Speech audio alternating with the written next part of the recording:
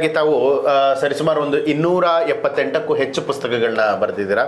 ಅಷ್ಟು ಪುಸ್ತಕಗಳನ್ನು ಬರೆದಿರುವಂಥ ಒಂದು ಜರ್ನಿಯನ್ನು ತಿರುಗಿ ನೋಡಿದಾಗ ಸುಮ್ಮನೆ ಒಂದು ಚಿಕ್ಕದಾಗಿ ಹೇಳೋದಾದರೆ ಏನೊಂದು ಪದವನ್ನು ನೀವು ಬಳಕೆ ಮಾಡಬಹುದು ಅದಕ್ಕೆ ಅಂತ? ಇದುವರೆಗೂ ನಾನು ನನ್ನ ಆತ್ಮತೃಪ್ತಿಯಾಗುವಂತಹ ಕೃತಿಯನ್ನು ರಚಿಸಕ್ಕೆ ಆಗಿಲ್ಲ. ಇದುವರೆಗೂ ಏನೇನು ಮಾಡಿದ್ದೀನೋ ಅವೆಲ್ಲ ಪ್ರಾಮಾಣಿಕ ಪ್ರಯತ್ನಗಳೇ ಆಗಿದ್ದಾವೆ ಹೊರತು ಅದ್ಯಾವುದು ಕೂಡ ಒಂದು ಉತ್ತಮ ಗುಣಮಟ್ಟದ, ನನ್ನ ದೃಷ್ಟಿಯಲ್ಲಿ ಒಂದು ಉತ್ತಮ ಗುಣಮಟ್ಟದ, ನಾನು ಒಂದು ರೀತಿಯಲ್ಲಿ ಹೆಮ್ಮೆಯಿಂದ ಹೇಳಿಕೊಳ್ಳಬಹುದಾದಂತಹ ಕೃತಿ ರಚನೆ ನನಗೆ ಇನ್ನೂ ಮಾಡೋಕ್ಕಾಗಿಲ್ಲ. ಅಂದರೆ ಈಗ ಇರೋದರಲ್ಲಿ ಸ್ವಲ್ಪ ಅಚ್ಚುಮೆಚ್ಚಿನ ಒಂದು ಲೆಕ್ಕಕ್ಕೆ ನನಗೂ ಕೂಡ ಸ್ವಲ್ಪ ಮಟ್ಟಿಗಿನ ತೃಪ್ತಿ ಸಿಕ್ಕಿರುವಂತಹ ಪುಸ್ತಕ ಅನ್ನುವಂಥದ್ದಾದ್ರೆ ಯಾವ್ದು ಹೇಳ್ಬಹುದು? ಯಾವುದು ಇಲ್ಲ ದರ್ಶನ್, ತುಂಬಾ ಕಷ್ಟ ಅದು ಆಕ್ಚುಲಿ ಹೇಳೋದಕ್ಕೆ. ಹಾಗೆ ಏನಿಲ್ಲ ಹೇಳ್ಬಿಡ್ತಾರೆ ಇಲ್ಲ. ಅದೇನು ಗೊತ್ತಾ, ನಾನು ಬರೆದಿದ್ದು ಒಂದು ವಾರ 15 ದಿವಸ ಆಗಿ ಓದ್ತಿದ್ದಂಗೆನೆ ಸರಿ ಇಲ್ಲ ಅನ್ಸಕ್ ಶುರುವಾಗತ್ತೆ, ಸಾಲದು ಅಂತ ಅನ್ಸತ್ತೆ, ಇನ್ನೂ ಚೆನ್ನಾಗಿ ಬರಿಬೋದು ಅಂತ ಅನ್ಸಕ್ ಶುರುವಾಗತ್ತೆ. ಅದು ತಮ್ಮಲ್ಲಿರುವಂತಹ ಹಸು ಸರ್ ಅದು.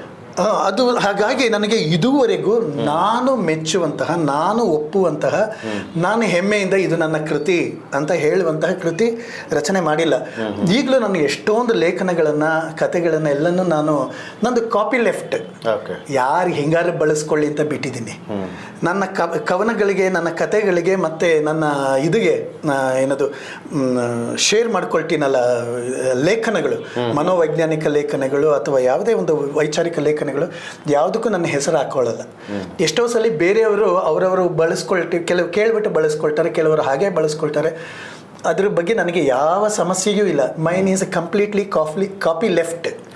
ನಾನು ಅದ್ರ ಮೇಲೆ ಯಾವುದು ಅಕ್ಷರ ನಂದಲ್ಲ ದರ್ಶನ್, ಐಡಿಯಾಗಳು ನಂದಲ್ಲ. ನಾನೇನು ಬರಿತೀನಿ ನೋಡೋದನ್ನ ತಾನೇ ಬರೆಯೋದು, ಅದು ನಂದು ಅಂತ ಹೆಂಗೆ ನಾನು ಕ್ಲೇಮ್ ಮಾಡ್ಕೊಳ್ಳಿ?